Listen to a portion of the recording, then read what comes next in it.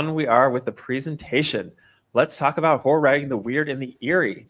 Here we go. So, agenda, warm up, yapping. We did that. Check. Intro to the weird and check.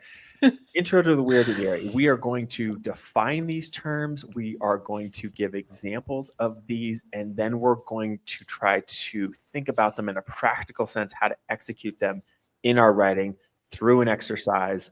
We'll share. There's a Discord. So for all of you who are on the Discord, that might be a great opportunity to use that today to share longer work. So be on the lookout there. There's a share your excerpt channel. The works cited here, where these ideas are sort of fully articulated in a fully theoretical and comprehensive place, is this book that Sarah and I have both been working our way through called The Weird and the Eerie by the critic, Mark Fisher. So if you want to go deeper, this is where to go. Our goal. Yes, as I said, Sarah and I are both writers. We are both writers trying to scare our readers, at least from time to time in our work. So the objective here is to refine our sense of what's scary, try to home in on specific versions of that, and talk about how these ideas of weird and eerie can help us achieve that. Yes. Bada boom, bada bing. Here we go, folks. We're diving in. Okay, goggles on. This is it. It's time. Okay. In short, in one sentence, the difference between the weird and the eerie is the weird is about presence and the eerie is about absence. So we're gonna unpack that. But if your imagination is turning, you can properly already start to imagine what these two different concepts are in horror media. Right. And these are not the only two things that are scary. I want to point that out too. Like, it's not just, is it weird or is it eerie? We're just talking about the weird and the eerie. I mean, there's also the, grotesque and the disgusting and, there's a lot going on in horror. So we're just covering two, I don't know if I even want to say opposing, but two complementary even. I think it's just a way of thinking, right? It's like, for me, that's how this is, it's a way of thinking about this, that it just expands my understanding of this genre. I'm going to read this. So now we're going deeper. The weird is about presence. The eerie is about absence. That's our broadest stroke. Here we're going to go a little more specific. The weird and the eerie both describe encounters with the unknown, but they unsettle us in different ways. The weird happens when something appears in the world that shouldn't exist at all, an impossible presence that breaks the rules of reality like a mysterious door to another world. We'll talk about some examples of that. The eerie, by contrast, comes from absence or uncertainty, when something that should be there is missing, or when we sense a hidden force acting without explanation, like a deserted landscape that still feels watched. Essentially, the weird is about what's too much for our world, why the eerie haunts us with what's missing. A subtle distinction right off the bat that we will further explore, but I had to take a little while to unpack for myself, is that the eerie can also be the presence of something that doesn't belong, that's expected. A subtle difference between the weird is something that's in there that's completely not expected. The eerie can also include the presence of something. So we'll dig into that. Starting with the weird, we're going to go into these concepts one by one now. We're going to talk through some examples. I'm so glad people are in the chat. Laura Huntress is baking ziti and chocolate chip pumpkin bread at the same time. Oh my God, why am I giving a horror workshop? I know. That we're coming over. Incredible. Okay. The weird. The basics of the weird is an intrusion of something that doesn't belong. We've said that. Other ways to think about this. The weird means putting something in that defamiliarizes you from the world, destabilizes your sense of reality. Now, I'm going to turn it over to Sarah here. Films, we've seen a lot of these movies. We're going to talk about how the weird and the eerie work in fiction, work in literature, but to help get the basics, let's try to get the basics through some of these films that maybe some of y'all have seen. Let's hear it, Sarah. Take it away. Yeah. So, okay. And I'm looking at this now, and I was going between, I wanted to pick 3 for each of these so it wouldn't get overwhelming because there's so many movies. And now, honestly, given Asa that previous slide and your definition of weird, I want to flip out, and we don't have to do this, just, and we're going to talk about it. Instead of Color Out of Space, I want to talk about I Saw the TV Glow. Okay, copy that. Copy that. Oh, no, don't do it. Are you sure? Yeah. Or you know what? I can also like go into it. I have the picture right here. Here, you know what? I think we can just hang with you. You start talking. Oh, you look at you. Wow. Okay. I'm here. I'm here for it. This is real time editing. How about that? Wow. I'm genuinely impressed. That was real time. Thank you. Okay. It's real time. Yeah. It's from my giant folder of movie posters of movies that I've seen because I'm a normal person. Okay. So weird movies. So my number one, the first thing I thought of here was my favorite movie, Annihilation, based on a book by, ironically, coincidentally, Jeff Vandermeer, who is the editor of our big book of science fiction. Annihilation is, it explores the weird in that I don't know if I necessarily want to say that it's about a pocket universe or anything like that, but basically it checks all of the boxes from the explanation that that Asa just shared with us. So intrusion of something that doesn't belong. There's this thing called Area 51. It's intruding into, I believe it's southern Florida, and nobody's sure what it is. It's a mysterious presence. Everything inside of it is unfamiliar, destabilizing. Anything that goes in there changes subtly or not so subtly. Animals in there are like strange, like hybrids. There's flowers growing there that shouldn't be. You get weird, like doppelgangers of yourselves. Reality literally becomes permeable. Like it's like all the check boxes here. So if you've seen Annihilation, if you haven't seen it, I've heard it described as Lovecraftian, which I didn't know until after I had watched it. I saw it, and this was before I really got into Lovecraft at all. And like Lovecraft is classic weird with a capital W. The intrusion of, the elder gods and figures like Cthulhu amongst the everyday is very standard weird. I love that in the comments, both Lore and 51 Tesla are making pumpkin muffins or pumpkin bread. So yeah, they don't call it spooky pumpkin spice season for nothing. It's perfect. You guys are literally perfect. So, okay. I saw the TV Glow. This was a more recent one. It's a A24 film. Oh, I should have said Annihilation is Alex Garland. I saw the TV Glow is distributed by A24, and it is the intrusion of not only a monster. So like I also have Cloverfield on here, which is just a monster, but it's the intrusion of another reality, like overlaying with ours. And the intrusion is the like perception of this TV show called The Pink Opaque that 2 young people used to watch together in their youth.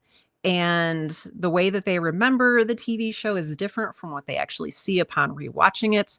And it really starts to change and mess with not only how they perceive the world and themselves, but their very identities. And it's a great horror movie. So I love that. I'm so glad you brought up that film. So good. It's so good. And then Cloverfield is, I have this like huge list. I love monster movies. And there's The Host, there's all the Godzilla movies, there's Pacific Rim, but Cloverfield I chose because once again, it is the story of a monster, and it's the classic monster in a big city destroying everything. And it just causes a lot of havoc. It causes people maybe not to think they're going insane so much as maybe a movie like The Thing, which was also a contender for this list, but I liked the green from Cloverfield next to the other colors. The end. Sorry. Valid. I'm not sorry. So valid. I'm not sorry. If you're just popping on the stream, everyone, welcome. We are into the discussion of the weird and the eerie, currently deep diving into what makes weird, shortly getting to the eerie. Yes. And there's also, I'm just going to say one more thing. The Thing was also another contender. Anything by like you John want to talk Carpenter, about The Thing really briefly? That is a classic. Yeah. You know what? Let's this is how I do things. I'm like, you know what? We're already almost done with this slide, but I'm not going to change it this time. But we're going to talk about, instead of Cloverfield, The Thing is a 84, I think, movie by John Carpenter. It's actually called John Carpenter's The Thing. It stars a young Russell. What's his name? Kirk Russell. Thank you. And basically, it is a thing, very ubiquitous, that comes to Earth, ? And infects people, and not only infects their bodies, but infects their minds with suspicion and distrust. And it's full of really great, like, Cronenbergian body horror and gore. So it also has, I believe, Wilford Brimley is in it. It's just an incredible movie. I've seen it a lot, and like every time I watch it, I'm just like happier and happier. So we're gonna say The Thing, just more so than Cloverfield, just because of, at the end of the movie, it has people doubting reality, themselves, each other. The very fabric of humanity is torn apart, literally and figuratively. Well put. I'm glad we went there with The Thing. That is super useful. So we see weird in fiction, primarily here. Sarah and I are talking about fiction on the channel, and so we definitely want to dig into one of these as efficiently as possible. Not everyone necessarily will have read these, but I think we can summarize these stories and talk about how they exemplify these concepts. The Door in the Wall by H.G. Wells. I'm going to read the summary of this story. In H.G. Wells' The Door in the Wall, a successful man named Leonel Wallace recounts discovering a strange green door in a white wall as a child, which led to, if you go through the door, a beautiful dreamlike garden. Throughout his life, he keeps encountering the door again in different places, each time feeling torn between his worldly ambitions and the pull of that mysterious paradise. In the end, he's found dead after apparently mistaking a mundane door for the one from his visions, leaving it unclear whether the door was real or a fatal illusion. So this is a great example of the weird, the other. If we were in high school, I'd be like, why is this the weird? But we're not. I think you guys can put it together. The door is this thing that does not believe in this universe. It is intruding. We talked about that idea. It's intruding our world. It's destabilizing. We're talking about that world, destabilizing the world that we know. I want to engage with these comments because we've got some really smart folks in the comments per usual. Please let us know and challenge, and let's get in here. So B says, Lovecraft just really does resonate with me. Weird, but not necessarily in a good way. Laura Huntress. I want to address just that real quick. Sorry. That is so valid. I'm just going to call you B. Lovecraft also really did not resonate with me either. It was hard for me to read. I didn't like his political views, etc. So yeah, there's a lot of different flavors of weird, and hopefully someone who's doing it in a way that you enjoy. I also, can we segue into B's next comment then? Yes, let's get in there. Yeah. Which is, do you think the weird is subjective? Yes. The original The Thing movie from the 1950s is not weird now because we've seen so much sci-fi by now. Yes. Like I said a little bit earlier, we're talking about kind of two really subjective taxonomy classifications. And the reason it was so hard for me to pick films to put on these slides was like, I was like, oh, is this one weird or eerie, or is it both? And there is a tradition in sci-fi. So like within sci-fi, there is the tradition of the weird with a W, a capital W. And it's like very specifically has to do with like this thought of like something from another realm or another plane trespassing in ours, and like the human reaction to that, and like what it does to our minds and our own realities. And so I think like there's like weird with a lowercase w, which is like a lot of things, probably including myself. But then there's also weird with a capital W, which is sort of more having to do with like specifically giant intruding powers or monsters or forces or like Area 51 and Annihilation. So I don't know if that's helpful or, and I might be off base as well, but just from what I've seen and read, that kind of helped me make that decision or that division. Yeah, exactly. Yeah, I think it's important to say that the weird doesn't have to be strange. That the thing about weird is it's just other, like it doesn't belong. And I think it could be like you go into those like playrooms in the McDonald's where there's the balls and there's the balls and the balls and the balls, and all of a sudden there's like a piece of coal, right? Or I thought you were going to say like something horrible. Well, that's where I'm going. Like I think like the weird can be something subtle. It's just something that doesn't belong. It's an intrusion. Although I think we could totally argue that also could be described as eerie. But the idea is like, it is kind of an abstract idea. It doesn't necessarily have to be strange.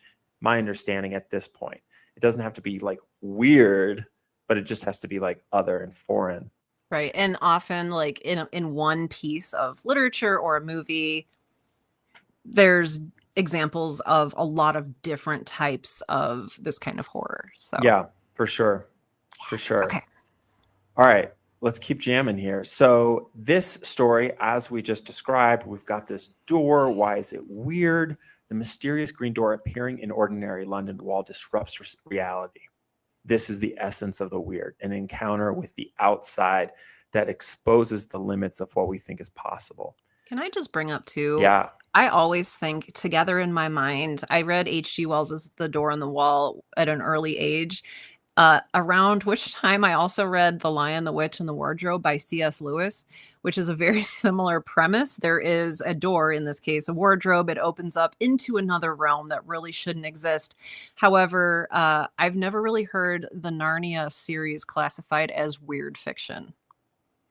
Just a little thought. I think we just did. Okay, good. Okay, it's weird fiction. I think we just heard it classified. Lovecraft and C.S. Lewis together forever at last. Let's hope. Oh my gosh. Okay. All right. Wrapping up the weird before we get on to the eerie. I'm going to read these out loud if you're listening to the stream. These are just some other ways to think about this. The weird is about presence, introduces a new alien element into a familiar context. Here's an example, like a clown in a closet or the monstrous in a seemingly normal landscape. See Cloverfield. Mm-hmm. The weird is about juxtaposition. The weird arises from the incongruous combination of two things that should not coexist, like a random door to a magical garden in London, challenging our fundamental beliefs about reality, questions what is possible, and then lastly, it generates horrified fascination. The weird can both be repulsive and compelling. And then Lovecraft is cited there. And I do think, taste aside, I mean, I think we all kind of are like learning about Lovecraft here. There is that at work there, right? There's the grandeur, the majestic nature of the monsters in Lovecraft, the kind of transcendent nature of them, but they're also monsters that are gnarly looking, gross, described as terrible, all that good stuff. So, are we ready for the eerie? I think we are. I'm still thinking about Narnia, and I was like, well, it's not scary, but like going back, like the White Witch is scary, and she has like that garden of grotesque sculptures of creatures that she's frozen. So I was gonna say, oh, it's not weird, capital W, because it leaves you feeling warm and fuzzy, but no, it is, because there's some like kind of repulsive elements to it. Okay. Look for my upcoming I love TED this. Talk. I mean, this sounds like a whole video essay. All right, the eerie. Okay, so similarly, we're gonna get, if this is like all these like granular ideas about the weird, which we're also going to do with the eerie. But to start, let's start big picture. The eerie is when something is missing, okay, or expected agency has failed. And we'll talk about that. So it's just, again, per the macro idea here. Oh, whoops, I'm not even up with my little... I'm just nodding. I'm here for it. Yes. Right. So per the big idea, let's go back. Let me just quickly zoom back to the big idea here that we're talking about. The weird is about presence. The eerie is about absence. Does everyone see that? Yes, they do. Mm-hmm. Fantastic. Mm-hmm. Okay. Yeah. So that's what we're at with the eerie, is the absence of stuff. Now, let's try to figure this out vis-a-vis movies. Let's see if we can explain it this way again. Okay. So this was hard. Okay. The weird slide was hard because I had, a lot of movies. I had a huge wealth of movies to put onto the weird slide. The eerie slide was a little harder because, and you'll notice maybe that these don't all necessarily 100% fit. 28 Days Later is largely a weird movie. It has the intrusion of zombies through a virus. However, the first section of this movie is very eerie because Cillian Murphy wakes up in a hospital bed, looks around. There's nobody in the hospital. He wanders outside. There's nobody in the streets. He's in London, which is usually very busy. And so we're left with this like very uncomfortable feeling of just loneliness, of mystery, of where have the people gone? They're absent, and it's upsetting to us. Hey, Ian. Oh, okay. So Ian says liminal spaces. Another reason I had trouble with this slide is because I think that they're coming out with are they coming out with a Backrooms movie? I think they are. I could actually find more examples of the eerie in video games than I could in movies. Video games wise, if you've played the Backrooms, it is a liminal space game. And basically, you get this increasing sense of dread as you walk through the impossible geometry and never-ending windowless liminal space. It's like you're in a doctor's waiting room forever and there's no door, no windows. It's this awful liminal feeling. It's become really popular lately in horror, and I really wish the movie was out so I could put the poster up here. But hey, speaking of video games, I could not in good conscience put the Silent Hill movie poster on this slide because it's bad. But the games themselves are very good, very enjoyable, and very eerie.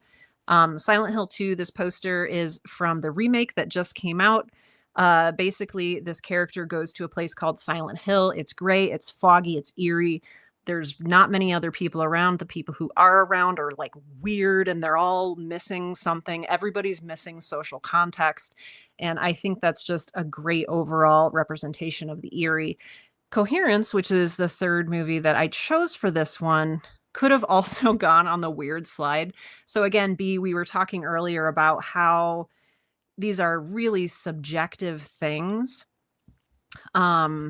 Oh, yeah. And I see Laura's comment came in, the theme of ghosts and horror, especially with historic connections.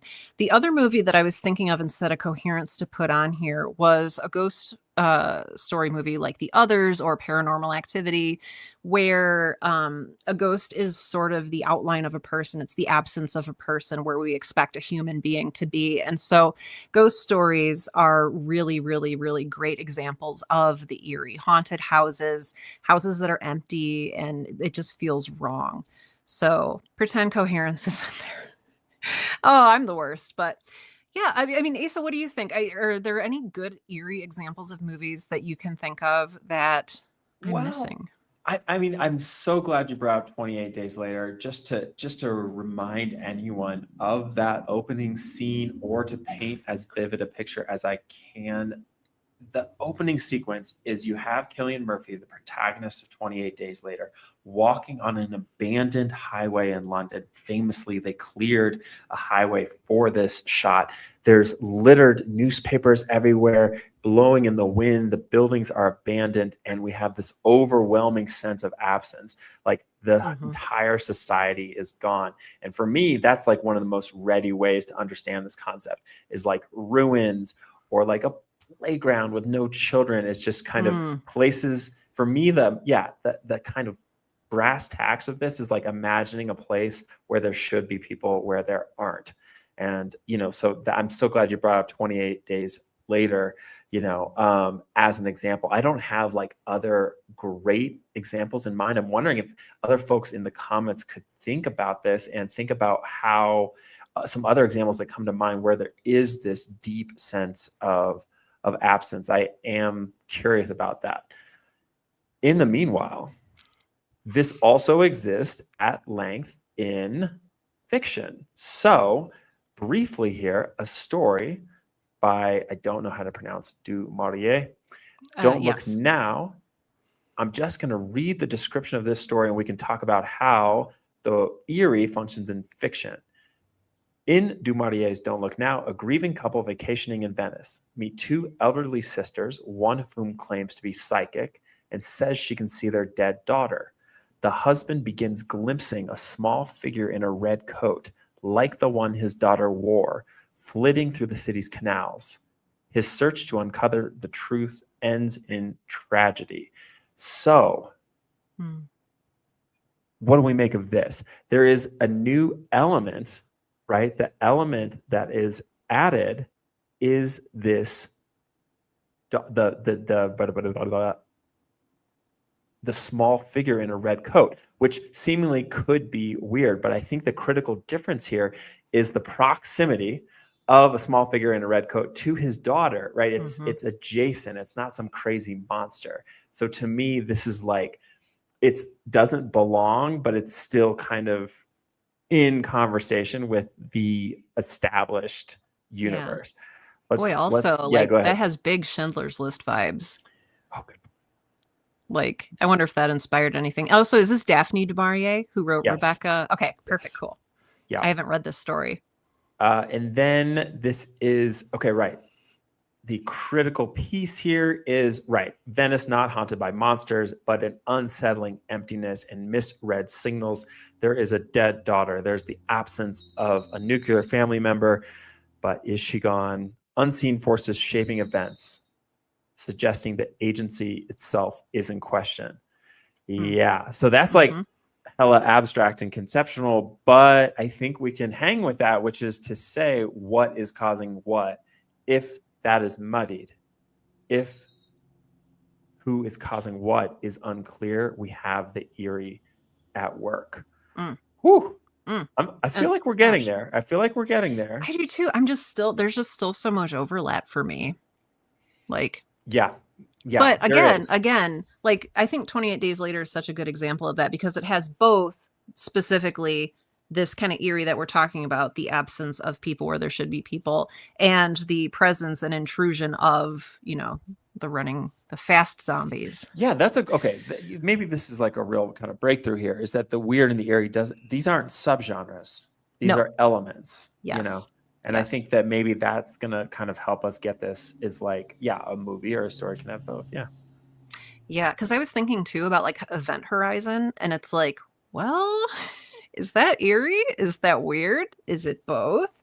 And I kind of came to the conclusion that it was both. And I ended up with a lot that were both. Oh, yes. Sorry, there's a lot of stuff too here still going on. Ian Henderson, IH Books. Ian, I don't know if you're on YouTube, but shout out if you are. I think you are. I think I recognize you maybe. House on Haunted Hill, Haunting of Hill House, The Haunting. It's an empty mansion where potentially nothing is happening, but the characters feel that it is, taken in by history-spooked emptiness. Yeah, I can speak to that for sure with The Haunting of Hill House.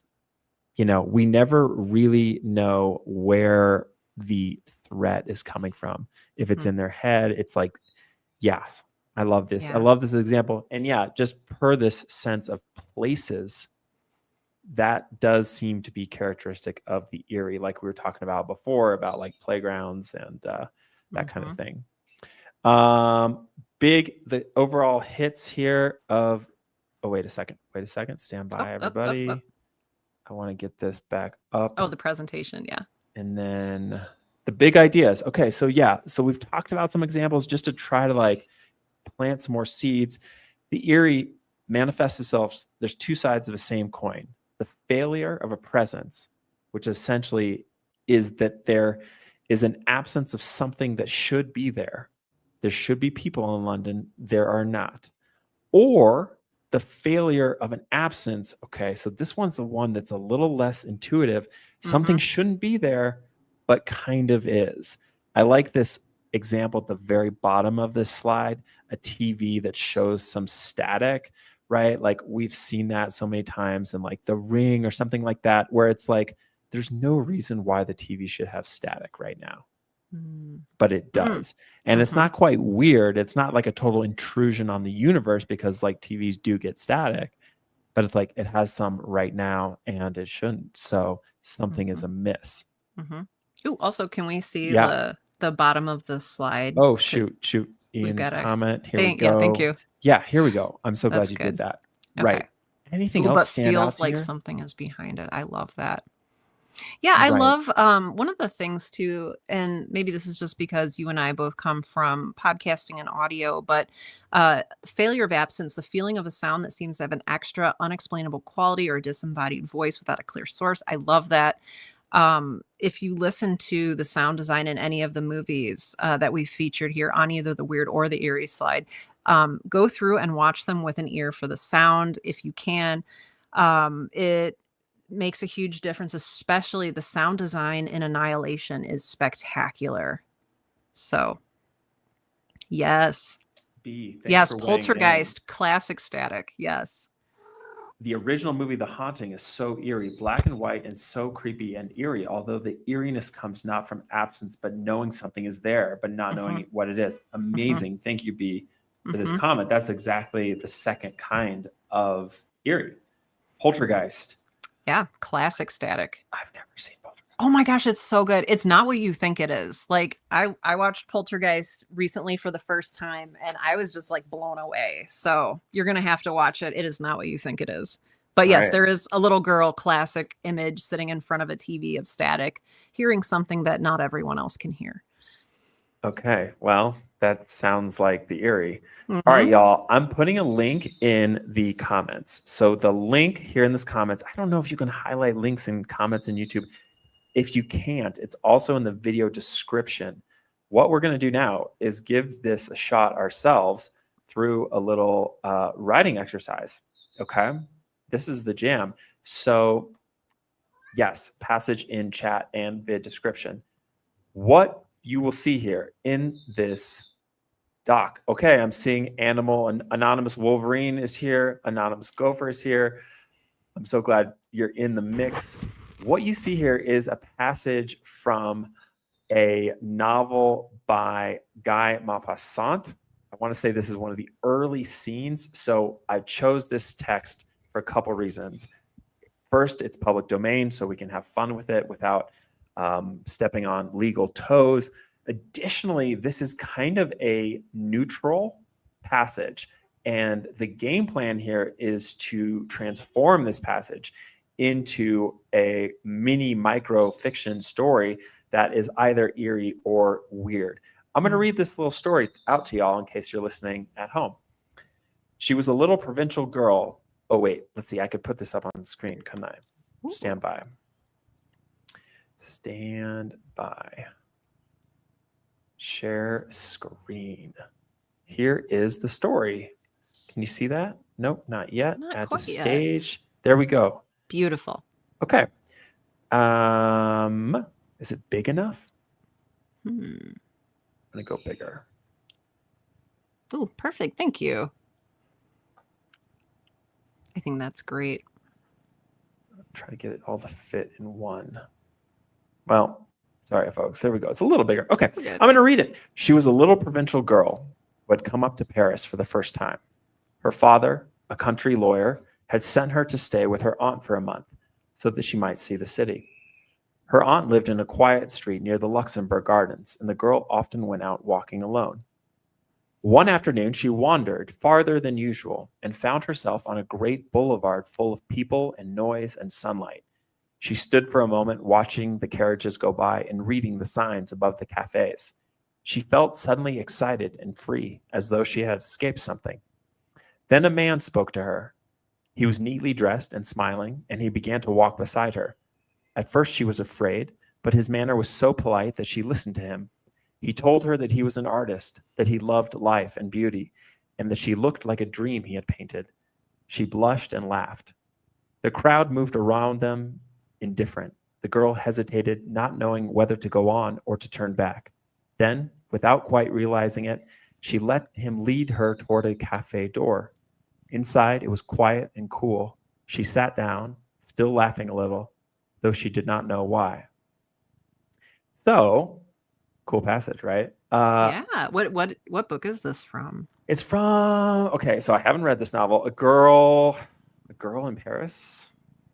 I mean, I guess that makes sense. Yeah. Yeah, I think that's what it's called. Oh, that's great. And yeah, so obviously, you know, it's like where my head went when I read this was kind of like, oh, is it weird or is it eerie? You know, we're talking about weird and eerie, and you can read that into this, but I think that that's just kind of like any narrative has a bit of conflict, a bit of mystery.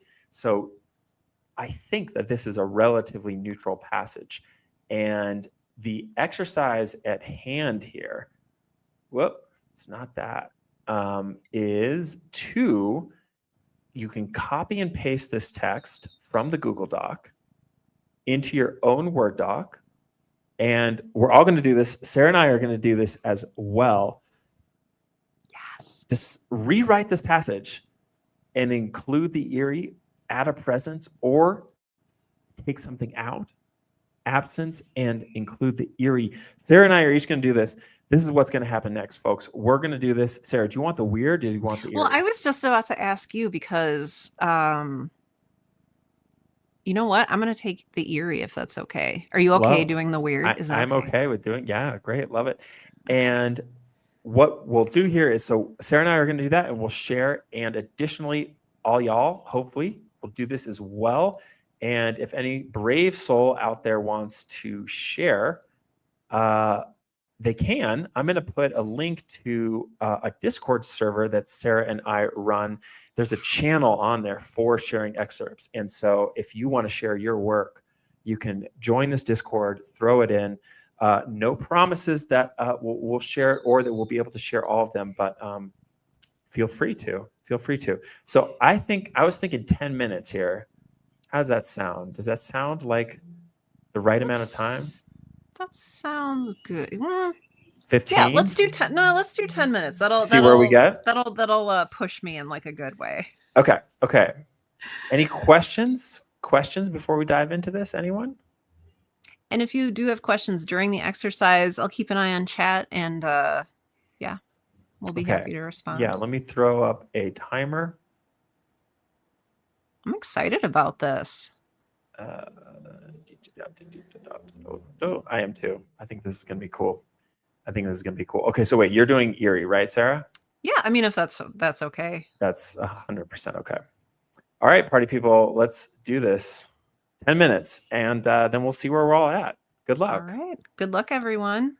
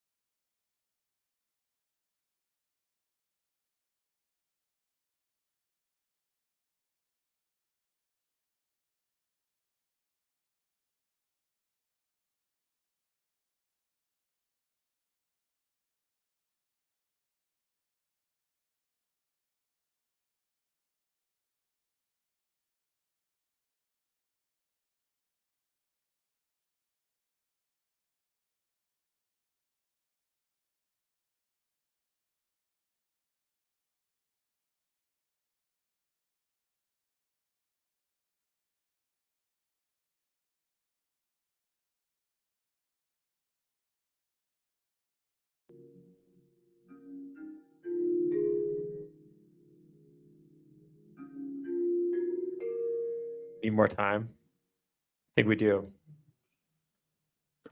I could stop now, or I could add another sentence or two. It's kind of up to you. Okay, let's do. Can I have 3 minutes? Yeah, 3 minutes actually is a wonderful amount. Okay, ready? Okay, 3 more minutes. 3 more minutes, everyone.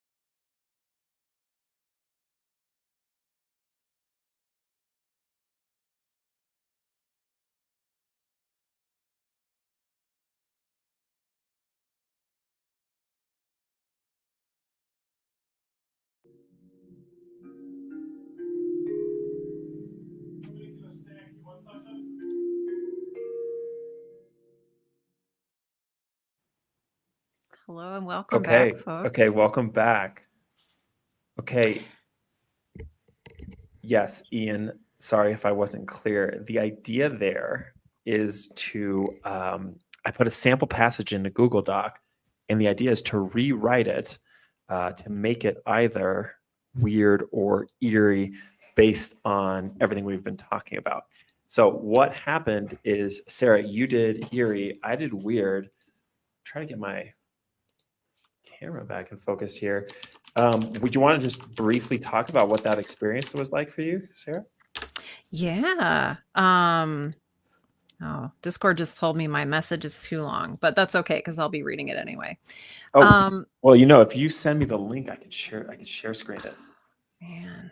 Okay. Oh boy, this is like I'm not going to say this is like submitting something for publication, but while you're doing that, there you go.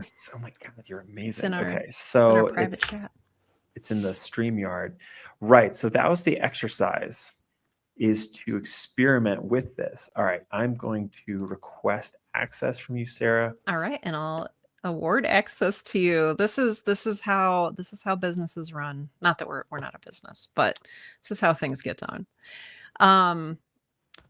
Absolutely. So you asked about my experience writing this. It was, for me, it was really helpful to turn it into something visual in my mind. I didn't write it as a screenplay, but the scene that I imagined was a lot more visual than a lot of the writing that I usually do. And so that was that was just a very different experience for me. And I really enjoyed doing it. So, I mean, as always, these exercises really help me to understand different ways of writing and hopefully better ways of writing. So how about yourself? And also, did that go through for you? It did. It did. It took a Perfect. second, but it just went through. Great. I see it. I see it. I see it. I'll put it up. I mean, it was rad. It was really cool. I honestly just kind of got like taken away or swept away and deviated slightly maybe, but that's part of the fun here on these streams, isn't it? So, all right, y'all, I'm going to share Sarah's. Well, do you want to do eerie first and then do weird? Or do you want to do weird first? Should we do weird? You want to do mine first? Or should we? Is that what you're thinking? Fine. Either's fine. Okay, I'm going to get that little banner out of the way. Okay, I'll share mine. Share. Okay, yep. Stand by. I'm really interested to see what you wrote. Okay, everybody. Here we go. I'm going to make it all fit. Hopefully. Oh, almost. Can you see it? Mine will probably not. Oh, it's not up yet. Okay. Not yet. Here we go. Oh, there we go. Add to stage. And maybe if I do this, it's nope. Okay, folks, I'm going to read my little story. Do it. And so just to review, or if you're joining the stream, what we're doing here is trying to figure out how to write the weird, how to write the eerie, how to inject these horror elements into our fiction. We took a passage from a public domain novel, rewrote it.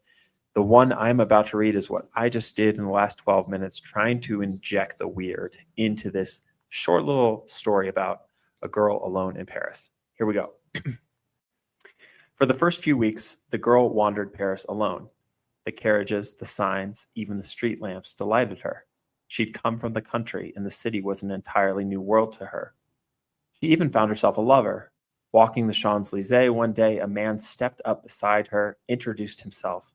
They found themselves in a cafe, then that night in each other's arms. She did not, however, remember meeting the second man. They had coffee daily at the other cafe, the one her father, a country lawyer, had told her to visit. He had been waiting for her. Elodie, he called when she entered the cafe for the first time. Or was it late at night as she crossed the bridge toward Notre Dame, and he'd been sitting legs wide, smile big on the steps, and asked if she knew her way, which incidentally she didn't. Or it might have been on the banks of the Seine by the booksellers. She couldn't remember, but the coffee was good.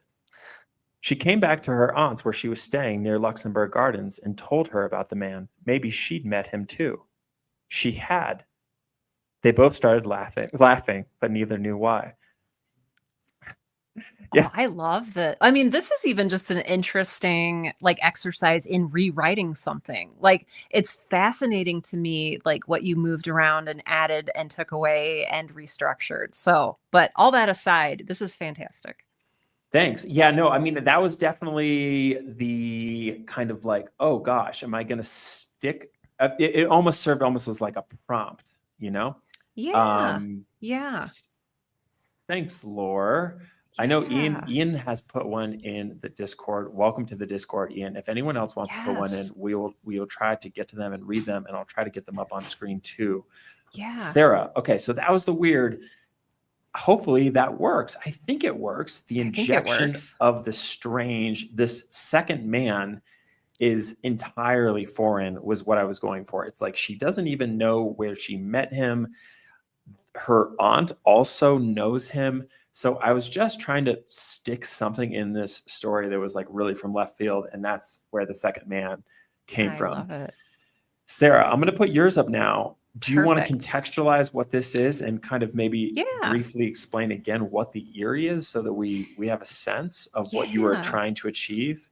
Absolutely. So, and Ian, I'm seeing your comment that says, I left most of what was written intact. I just added a bit here and there to give it an odd edge. Ian, I did the same thing you did. So I love that Asa rewrote and restructured what was there. I took the beginning of what was there and then deleted the second half and wrote my own half. And so, let's see. And I do also have, so the eerie again is going to be the failure of presence. So an unsettling absence because it's there when something else should be there, or the failure of absence, which feels like a double negative, which means that something is present that feels wrong or out of place, indicating that the absence we expect is not total. So that's going to be your hauntings, etc. So, yes, very. Oh my gosh. And Ian says I could spend 10 hours finessing this. Yeah, me too. Okay.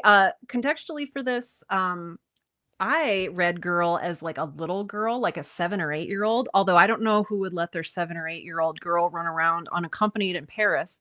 But that's just what I imagined. So I'll read you here. Is it good to start reading? Yes, let's read. Perfect. Okay. So we're thinking a 7 or 8-year-old girl. Okay, she was a little provincial girl who had come up to Paris for the first time. Her father, a country lawyer, had sent her to stay with her aunt for a month so that she might see the city.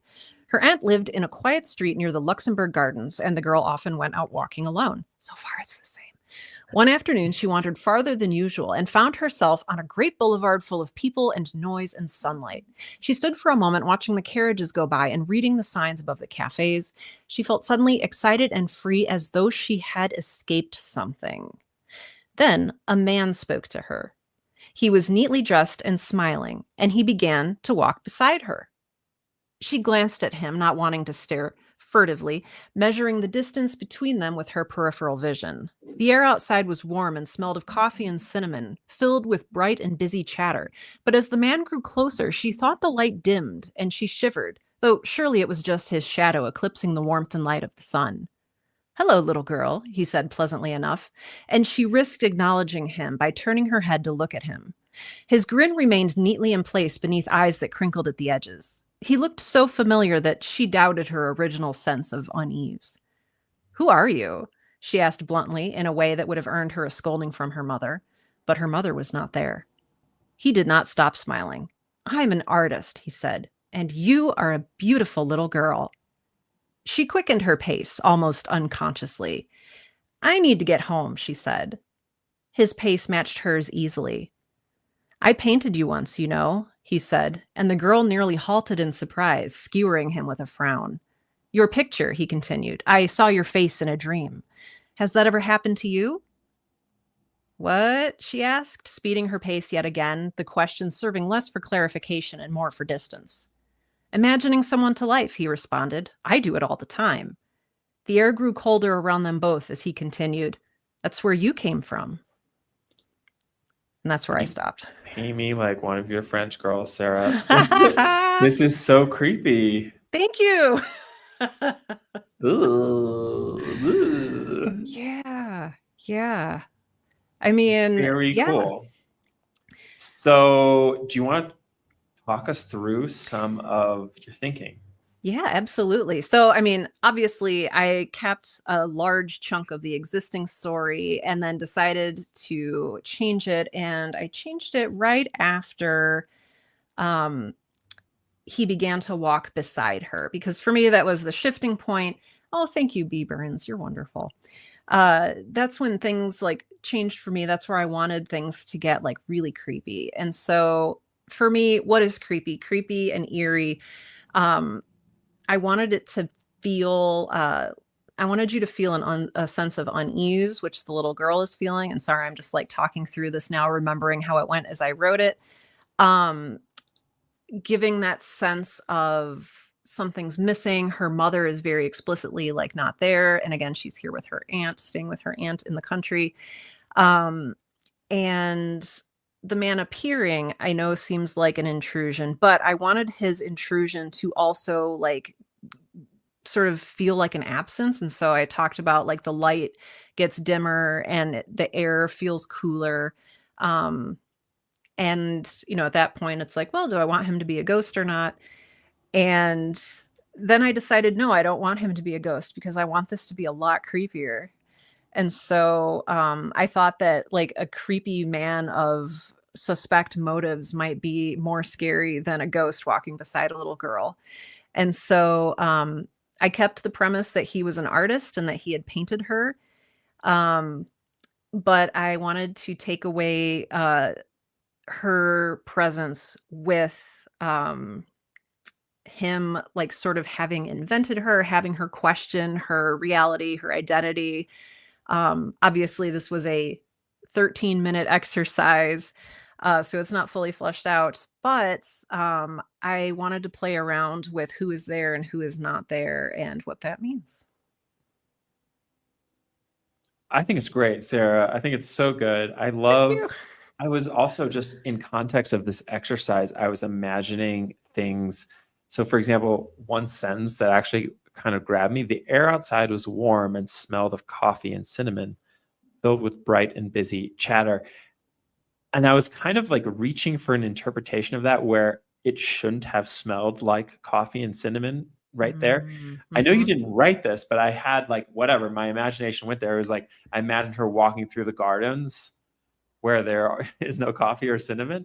And yeah, so I mean, I know that's not quite what you meant, but this was rich, and I love the contradiction where she questions herself. Where is that? Oh yeah, this part right here. He looked so familiar that she doubted her original sense of unease, right? This kind of back and forth between what is real, what is not, what can she trust, her instincts. I want to share work from the gang, the group. Yes. This is from Ian. I'm going to throw something up right now.